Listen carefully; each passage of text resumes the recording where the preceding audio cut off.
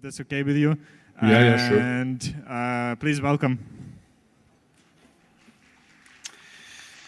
Hello. Wow, echo, nice. Okay, let me share you my screen. Okay. So, let's talk about how versus what choices in games, and we're going to talk about it on a case of audio games. Now, it's not only going to be about interactive fiction or the choice-based games, it's basically a whole philosophy of how to improve immersion through choices in games.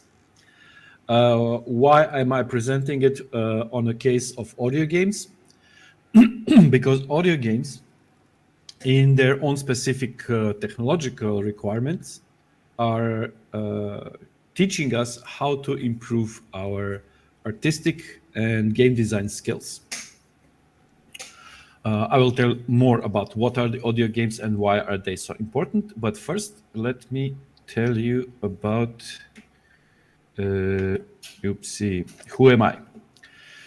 So, I'm Ranko Trifkovic. I'm known as Grandpa Tiger, and I was a game designer, a game producer, and then parallel to that, I was a journalist, novelist, creative writing teacher, and ta-da, now I'm a narrative designer. I'm helping to bridge the ludonarrative gap. I'm healing wounded stories, but also writing stories from scratch, fixing the individual elements. More or less, you can call me a narrative plumber. So when there's trouble, they call me to fix the leaking stuff. Okay, my marketing manager will kill me if I don't mention that Grandpa's Narrative Design is part of the Red Viking Academy. So that's our website there. I think it's down now, but who cares? Again, a big shout out to eReality. eReality is a German startup dealing with content delivery system for smart audio. Primarily, they do audiobooks for smart audio devices like Alexa, Bixby, and others. They have big clients in automotive industry because smart audio is going to be big in that area. And they have this Twist Tales, which is basically a place for writers to create relatively short, 15 minutes to 30 minutes long interactive fiction stories, which are played through audio, through smart device. So basically, you say, Alexa, start the Night of the Werewolf, and then the game starts, and then you hear a narrator explaining to you what's going on. Pretty much a lot like a traditional tabletop role-playing game is, where you just get audio input from your game master. And then Alexa expects you to make your choice. So usually you're presented with a choice in sense that you know what are your options, and then you can say like Alexa dodge or Alexa swing, and the game goes on like this. And because it's played through audio, it has really amazing immersion effect, but also some other quite specific things that actually improved a lot in the field of immersion, but also in the field of creativity because of the specific narrative space. So yeah, big shout out to eReality and big thanks to them, because whenever I teach narrative design and writing for games, I love to have a chance to show to my students like, okay, you've learned something from me, now go right there for these guys, publish some games, earn some money. So I'm really proud that they provided me with this possibility. So let's see what's interactive storytelling at all. Because for me, game is not only about the visuals, obviously, not even about game design. Distilled to the bone, I would say that games are a sequence of interesting choices. So, for example, if we take even the most twitch-based, or I don't know, like this visceral adrenaline experience, like a platformer. It's about making a choice. Do I jump now? Do I jump fraction of a second later? Do I go this way or that way? So basically, games for me are interesting choices. This is gonna be a lecture which deals with the choices when writing a game specifically, because audio games are part of interactive storytelling niche. But this is also applicable when you're writing for a game, because choices usually are perceived as like you get a situation, then you get some ABC, options, and then you're expected to deduct somehow to explore what's the best choice to go. And usually players are sort of expecting to from the story and from the game to branch out widely, and to each choice leads to a different place. And of course, there is a little bit of disappointment when the story structure is a diamond shape, when your choices basically bring you to the spot, because it seems like it didn't matter if you picked the left or right. So we'll also deal with briefly with what makes an interesting choice. But for now, I would like to say that this how versus what is not only about design of a specific choice station. And when I say choice station, I mean how we reach this point, the actual wording of the choices, and what happens next, because that's the whole thing is a choice station, and it's really important game design element when you're writing a game, which means a game played through reading and making choices, versus writing for a game where there's a bits and pieces of gameplay, and then you have to sort of sneak in your narrative, unless you, of course, didn't make your gameplay into a narrative vehicle, which is amazing, but not suitable for old games and not always easy to pull out. So I'm not only going to talk about how to design a specific choice station, but how to approach the whole strategy of narrative, how to approach the strategy of connecting narrative to the gameplay, immersion for the player in a very limited narrative space. So that's why it's suitable also when you're writing for a game. And also, this is going to heavily influence your story structure, your narrative structure. And if you've listened to any of my previous talks, I'm crazy about structures. So yes, I'm going to be spending some time also touching the structures as well, because it's basically a backbone of your story. So what makes an interesting choice? Let's make a quick overview. A choice is the best if it's relevant, if it's well-paced, and if it covers the values that the game and the gameplay try to promote. Relevant choices means that they are informed, like, do I have enough information to make the choice? If I ask you, are you for red or are you for green? You'll probably have to make a random choice because you have no idea who are the reds and who are the greens and what they represent. So informed means that choices you design always have to be, player has to be supplied with previous knowledge, previous information, because you want your players to pick their choice and stick with it. You don't want them to feel it's random, and you don't want them to guess. You want them to stay by their choice. Otherwise, you will have all kind of immersion breaking moments, like, I'll save the game, I'll make the choice, then I'll reload if I don't like it. Meaningful means does the choice contribute to the story drama, to the excitement, what's at stake, basically. So if you're going to make a choice to I don't know, stay silent, or say maybe that's not the most meaningful choice at all, because both do nothing in particular, and it's hard to imagine how would they contribute to the story drama. So player will want to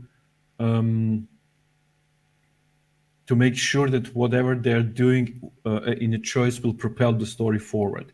It's more or less very similar like with dialogues. If you have dialogues which are realistic, that's fine, but dialogue also needs to convey information and to move story forward, because if you have a moment in your narrative, game narrative continuum, that's going to be a garbage time. That's going to be a time that player wish it was filled with something else more exciting. That's why it's very difficult to craft early choices. Like how do you give a choice to the player when they have not enough information to go by. And that's why you'll see how choices can mean a lot. Consequent means, will the outcome matter? Like I don't want to see immediate diamond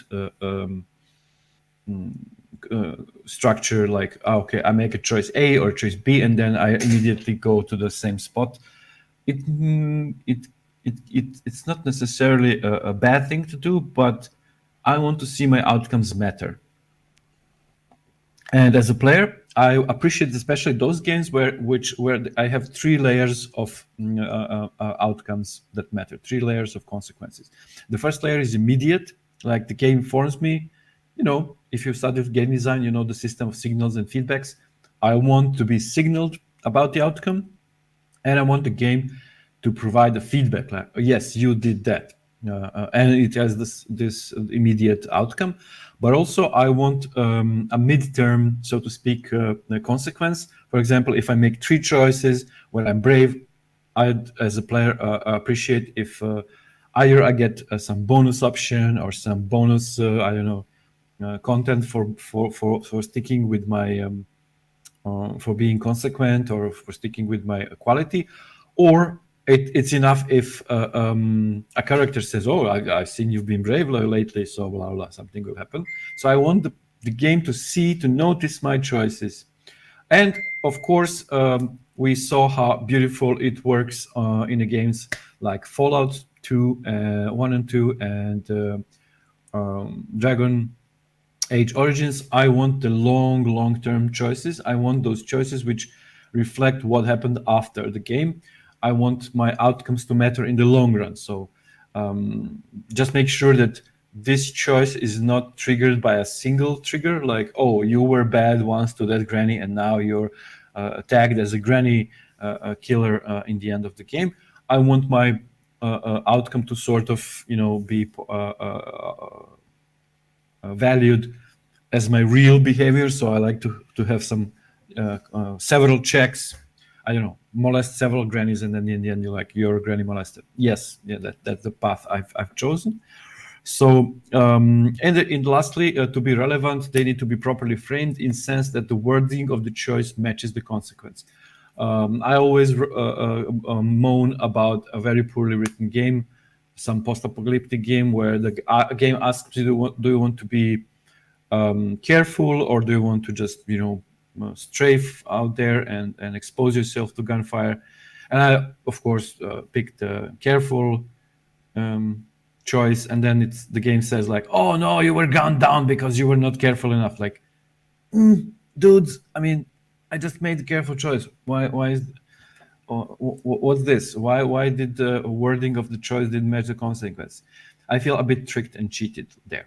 So make sure that your choices are relevant. When I say pacing, it means appropriate pace for your narrative space or your game format. For example, in audio games that eReality produces, because basically a scene is a 30-second piece of audio that you receive. That's so our narrative space is really narrow. Like you have a 30 seconds of scene explanation, and then you want to have one choice each minute or minute or each half minute. So basically there's a little time to explain, but there is also a quick pace required, because total runtime of the game we publish is about 45 minutes with 15 to 20 minutes playthrough time. So for our audio game, this is the appropriate narrative space. I mean, it makes sense to us if you ever received a voice message on the phone. If you see someone speaking for a minute or two, you'll be like, wow, they really are, they really have something to say. So if it's like a 30 seconds message, then like, okay, yeah, I can listen to this.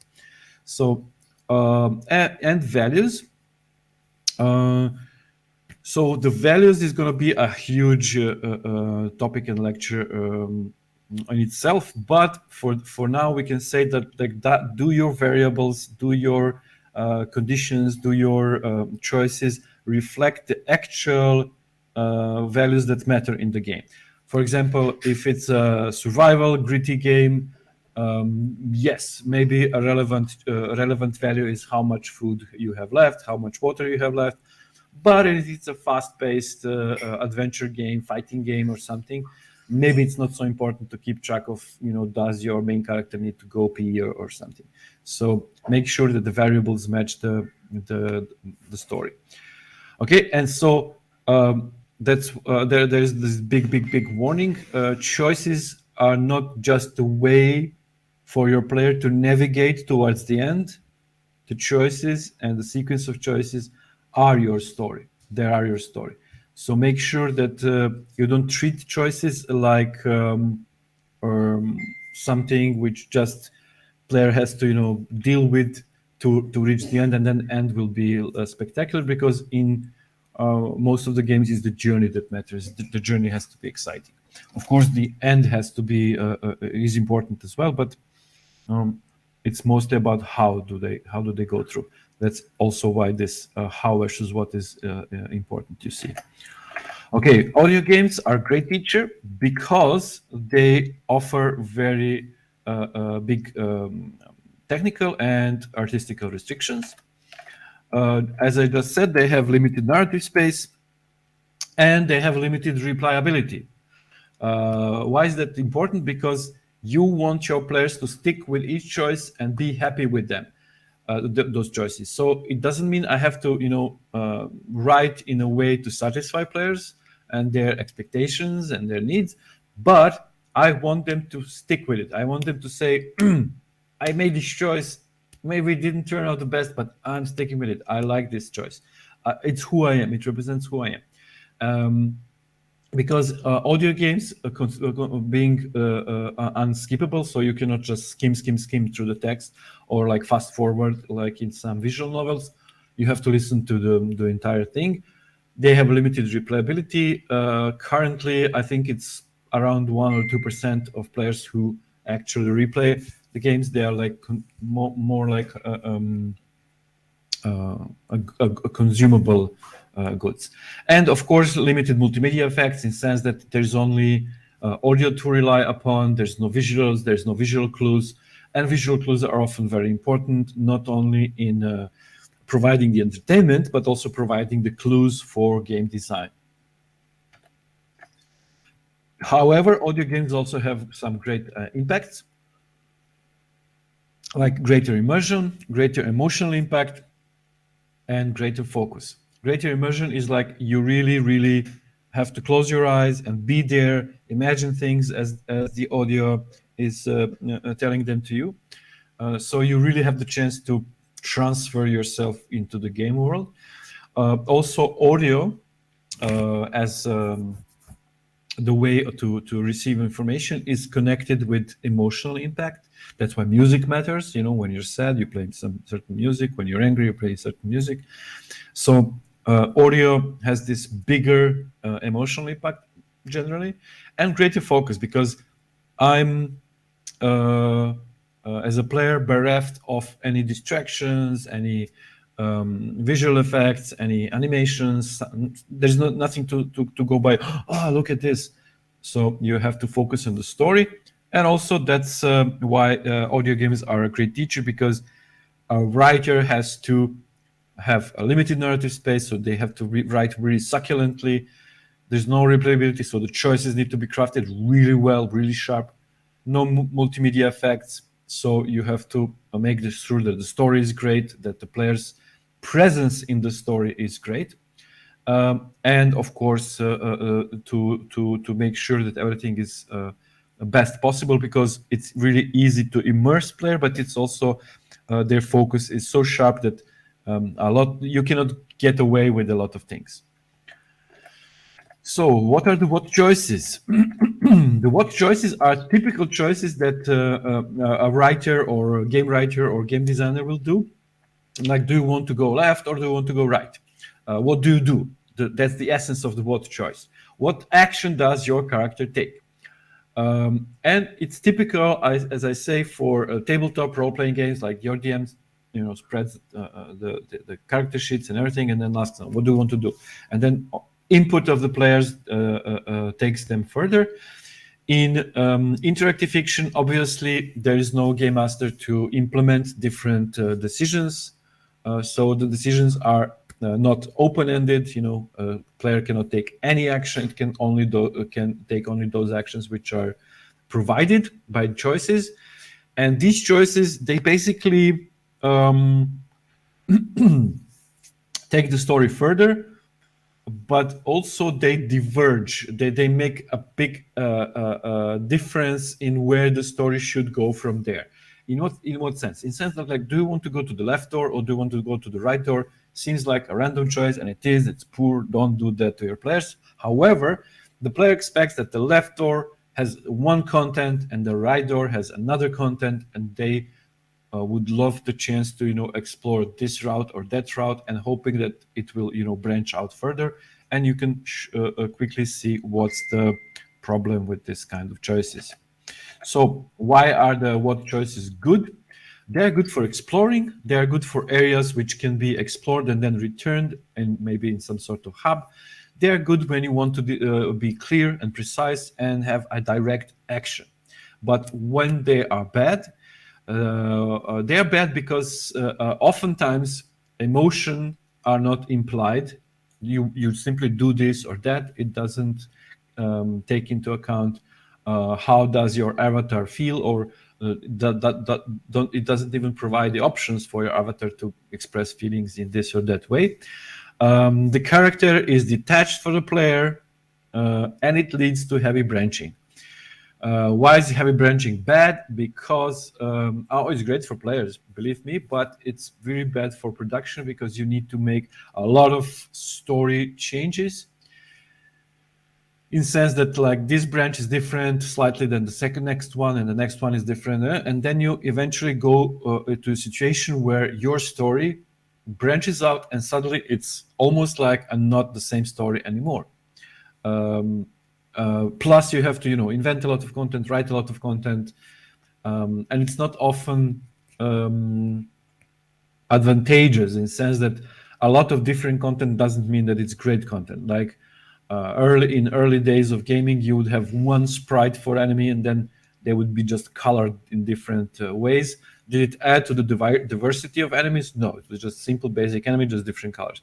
Same is with this heavy branching. Heavy branching can be great, but often it leads to writer losing the theme, losing the plot, and sort of making the more similar content, which doesn't really require that serious branching. So what's the alternative? The alternative is how choices, which don't focus on what do you do, but how do you do it. And you'll see it makes the whole storytelling totally different. So how do you proceed? What's your approach? What thought or emotion or experience are you bringing into the action? What quality, what characteristics are you bringing to bear? If the example for what choices was, do you want to go left or right?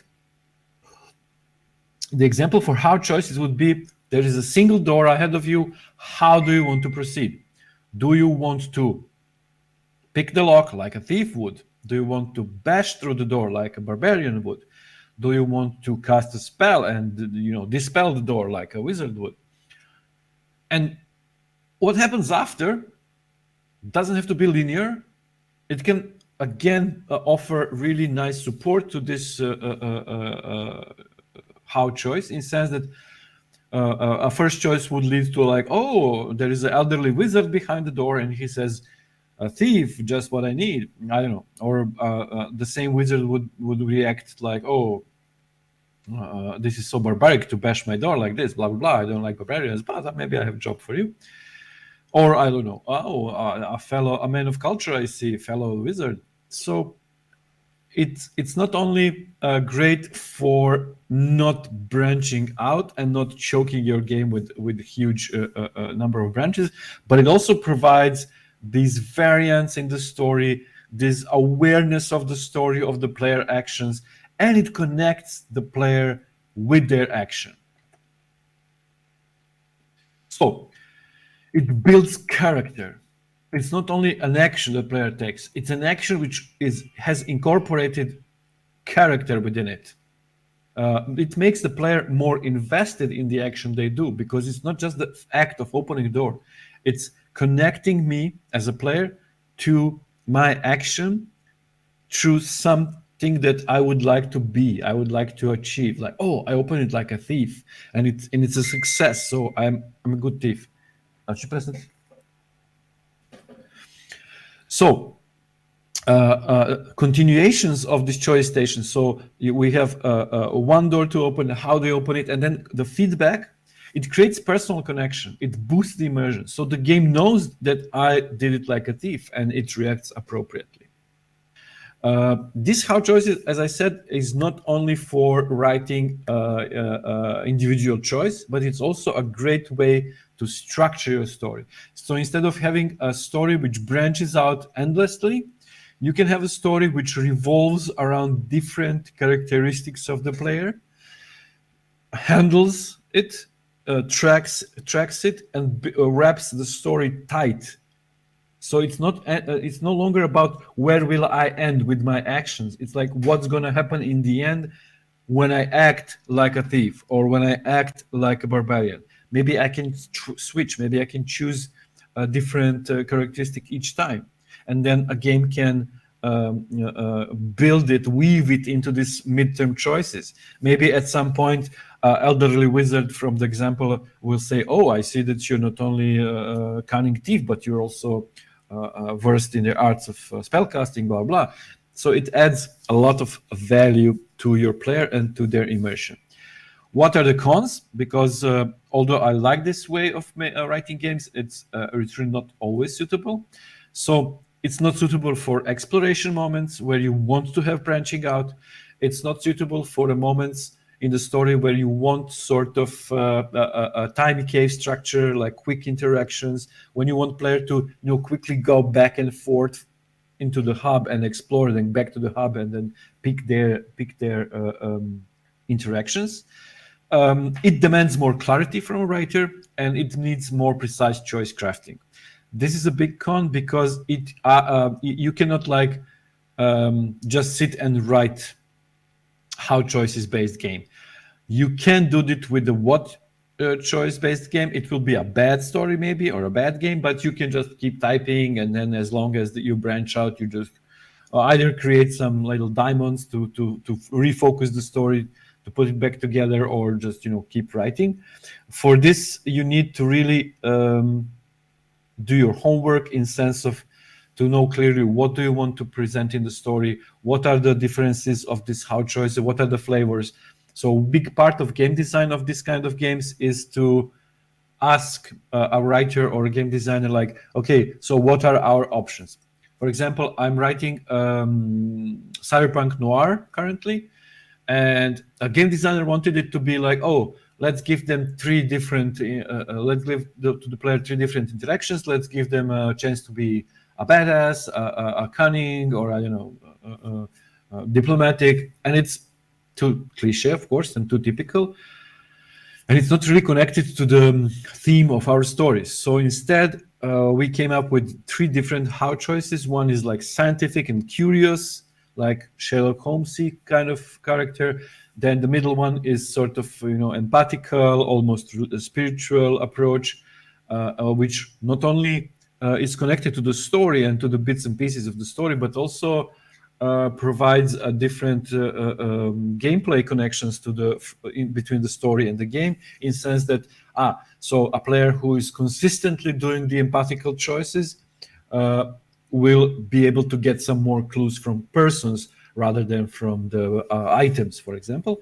And the third one, we said, okay, these are going to be cynical comments. So players gonna act cool, detached, and try this kind of choice. So immediately it boosted the game, it boosted the immersion, it added new quality without copying, what you want to, what someone else did before. Because I see a lot of people like writing and they're like, oh, I want to do something like Disco Collision. No, leave Disco Collision alone. They're really amazing guys who really know what they want. So unless you have this sort of clarity, what you want with your style and with your choices, stay away from how choices. And of course, the prerequisite is a well-crafted plan and well-crafted team and plot.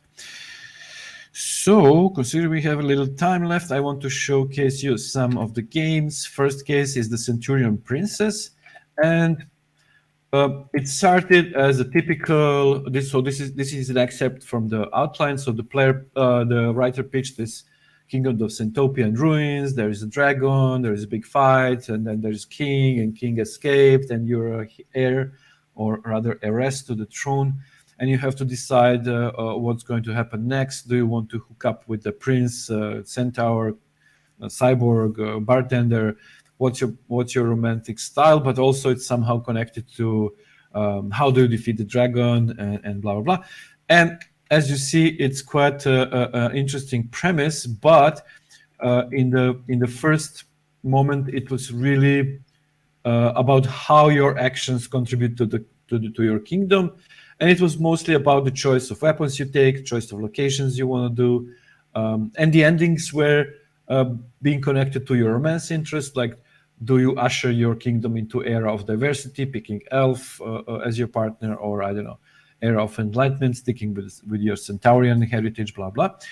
So in the first draft, it was really like a D&D session with a lot of weapons and fights, and a lot of what choices. And these what choices really exploded. And I mean exploded. Like, look at it. It's like boom, boom, boom. And then she has to connect it somewhere in the middle, and then boom, again, and it wildly explodes the story. But the sad thing is that all these different branches didn't actually bring that much difference in the storyline. So basically, you always, in each of these sub branches, you make more or less the same decision. Do you want this sword or that sword, or this weapon or that weapon? But still, the story sort of just scatters away. So yeah, it was really a mess.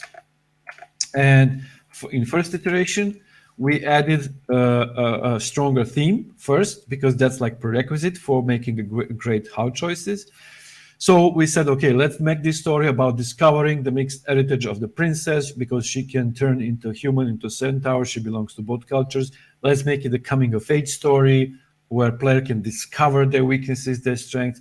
And here is where the strategic layer of how, instead of what was reached, because now it's a story about how you're going to save your kingdom.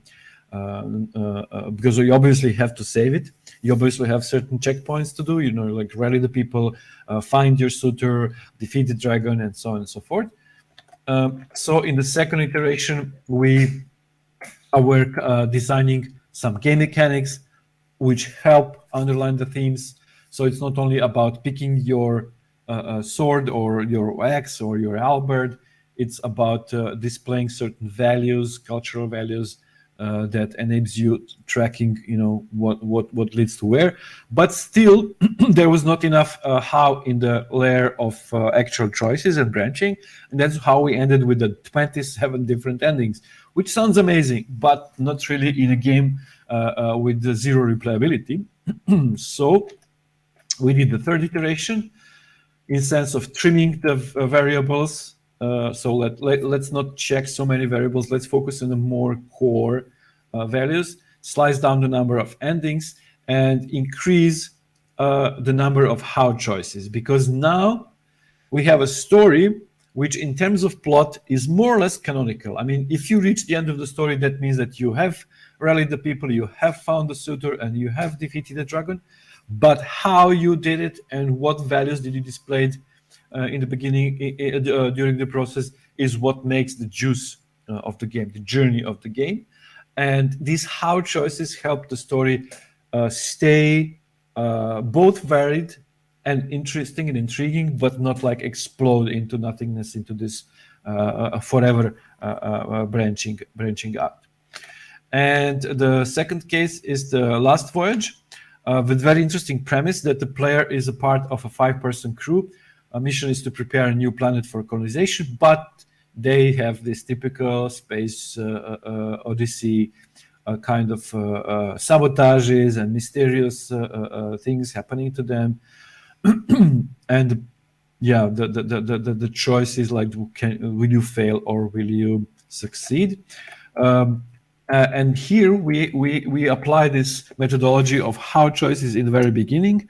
We decided to start by having 2 axes along the player can shift and move in their decisions.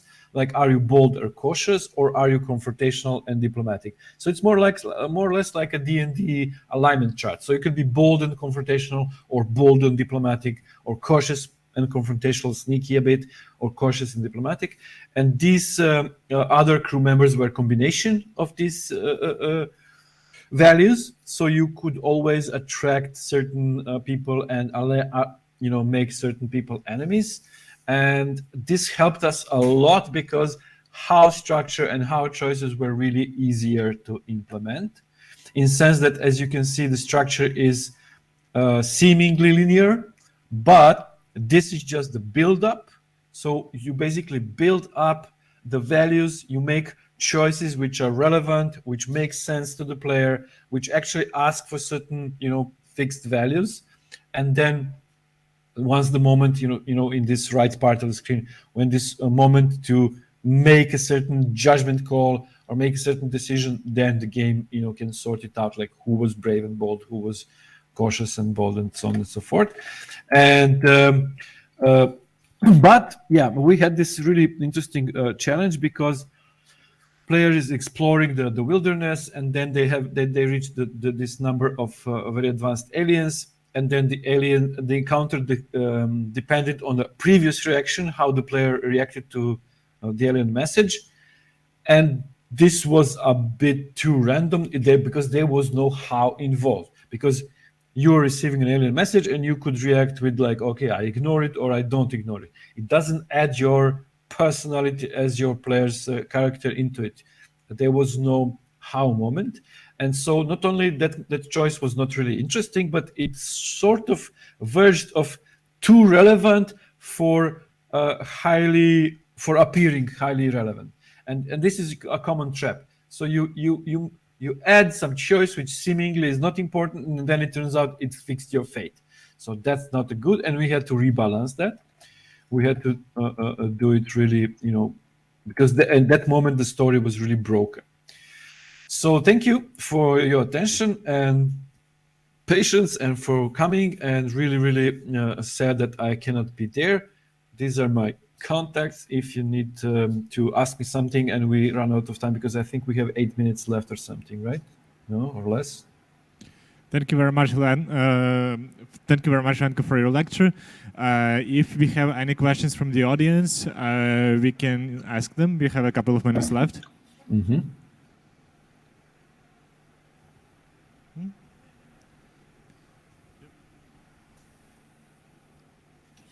Yep, we have one question. Nice. I have questions. Okay, thank you for the great lecture. It was quite interesting. And what do you think about that? Now we have a bunch of hyper-casual games, the simplifying of games, and also the simplifying of choices inside the RPG games, and it make a great impact for the complex of story. Do we have some ideas how we can keep complex of story or try hide complexity under this simplifying it?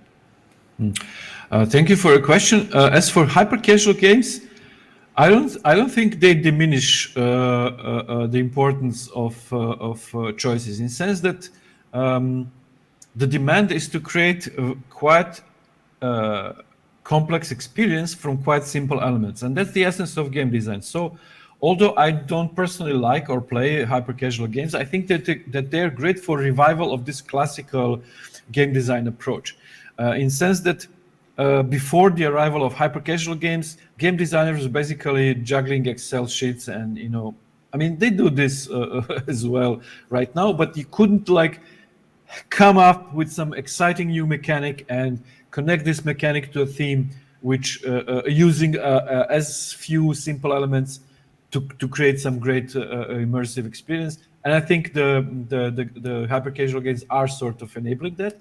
As for the RPG games, I totally agree, and I think it's due to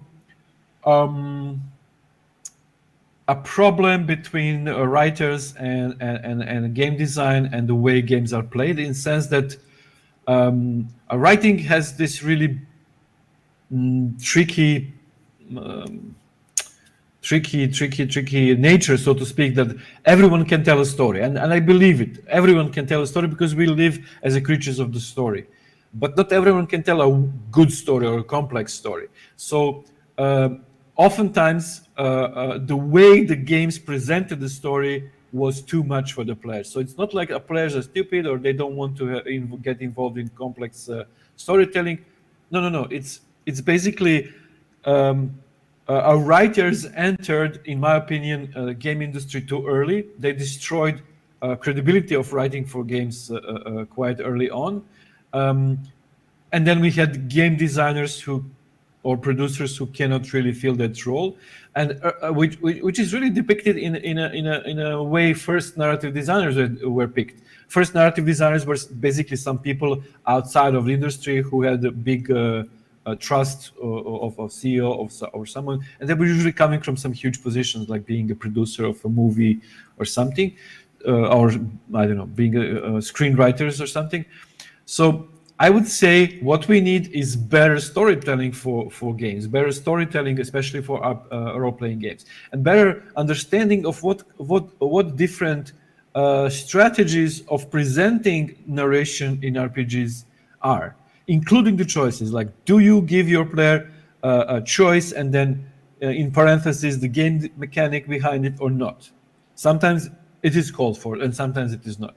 And when is one good and when is the other good is not always clear, because we're still finding the language of computer games and finding the language of how they narrate. In the movies, we have this visual narration style. In books, of course, it's the art, a beautiful art of writing. But in games, how they narrate exactly is not always clear. There's not always clear language. And it's also shown in a description of what narrative designers do, because usually people are like, oh, you're a narrative designer, so your job is writing. No. My job is to connect story with the game, and it can be done without a single word. The biggest example are, I don't know, Minecraft, Dwarf Fortress, RimWorld, Sims, the games which have this emergent storytelling where game design elements tell a story. We don't have that in RPG games. RPG games are like fight, read, and then a mix of two. So really, you neither get a good story nor you get a really great gameplay, or often the accent is too much on one against the other. But of course, they're really great examples how you can connect this, and it's not through simplification. I think it's not either through making it more complex, but in this. Adopting this great rule and principle from game design, when simple elements can and should be connected into a huge meaning. Right, thank you very much for your answer and for your lecture. Unfortunately, it's time for us to end. So thank you again, and hope to see you next time in person. Bye. Bye-bye.